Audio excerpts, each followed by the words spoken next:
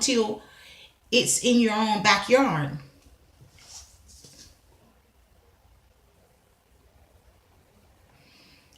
All right. So let me go here and I will read something else to you as well in regards to the children on the missing carton. I will go to it.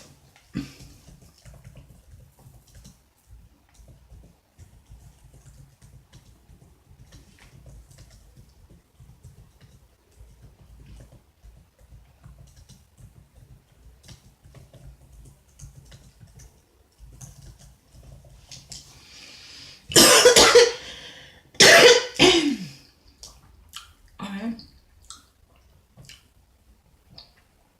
I mainly want to speak in reference to the children back in the 80s, things like that, because it was uh, very, all right.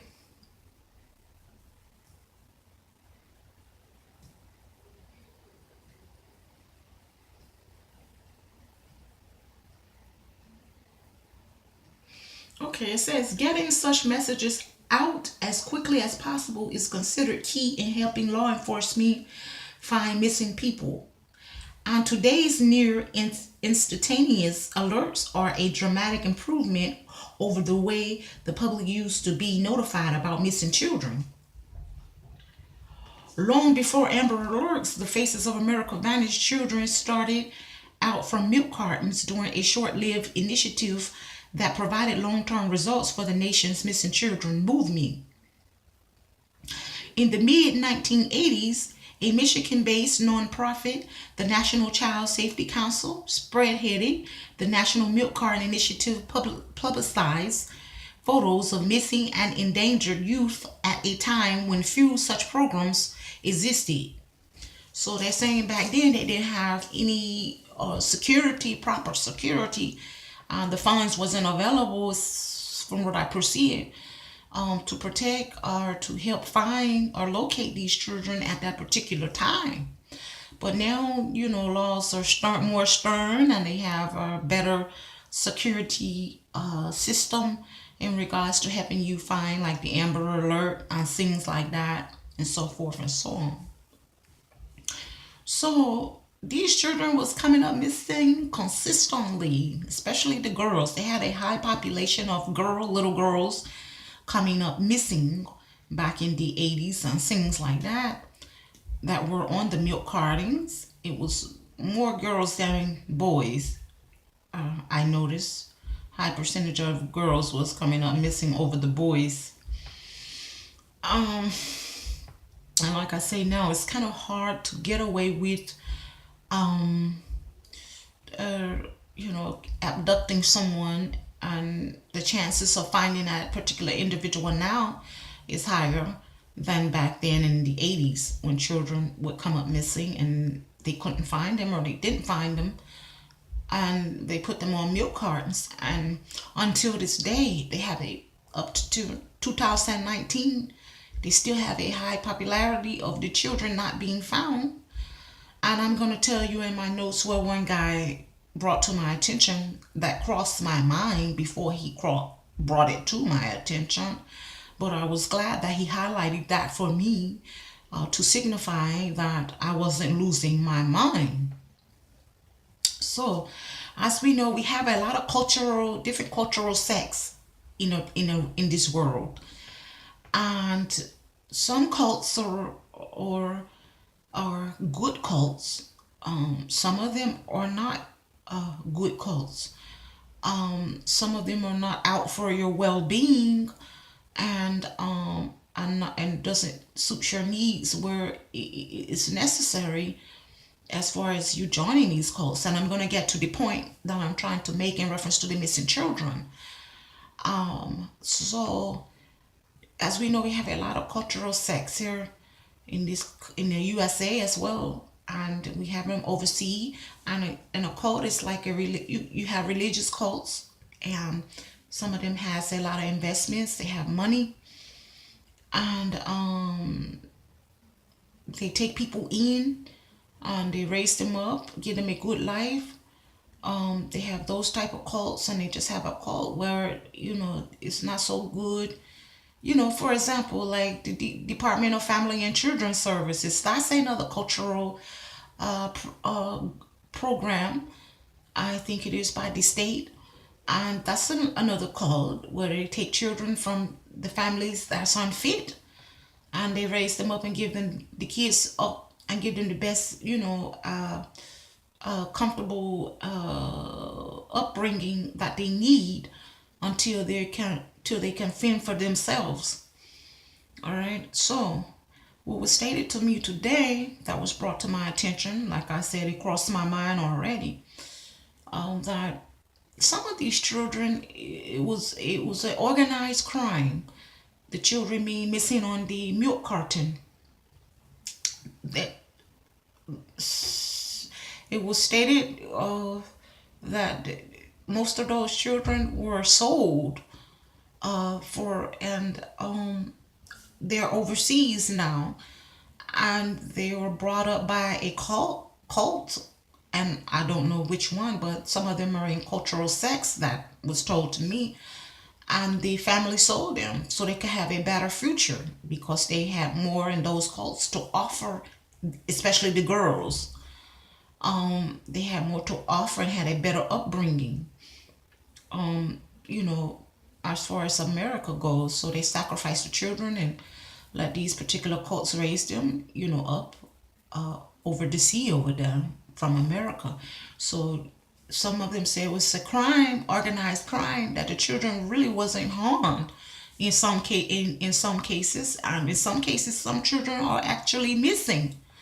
But someone highlighted that for me, and it crossed my mind in the past, and it rung a bell when they brought it up, and we was thinking the same things and things like that.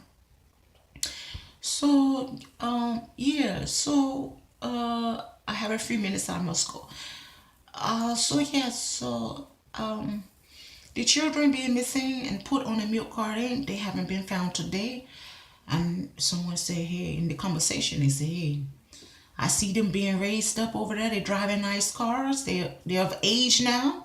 They're married to rich men, and they're doing good.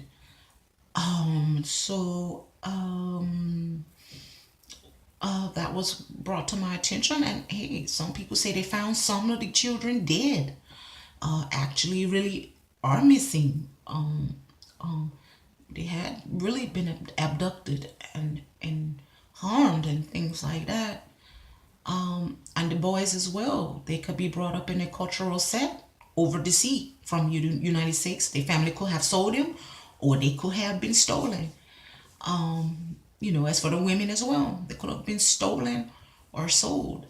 As far as we were told from the media and things like that, that these children are missing, and they have to go with what the parents say and the reports are.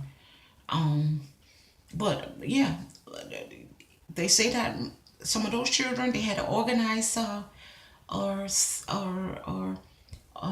program, organized crime program, where they will pay these people to take the children away and raise them up and stuff like that and give them a good life. Some of them could be for example, a Christian sect over the sea, or a Islamic sect over the sea, especially with the girls and things like that. And so hey, let me see what I could read here. I just wanted to highlight that for you as well, because they had an anonymous amount of women and, well, children in general coming up missing in the 80s and stuff like that, and it was very dramatic. And it was strange how this popularity of the children being missing and put on the carton were coming up missing like crazy and things like that. So let me see here what else I can bring out of this box here.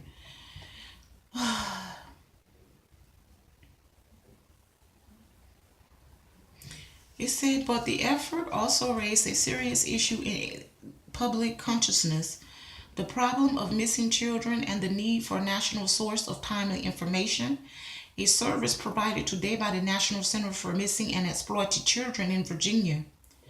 The center also helps with Amber Alerts, a program named after a 9-year-old Texas girl who was abducted and murdered in 1996, to cell phones and emails.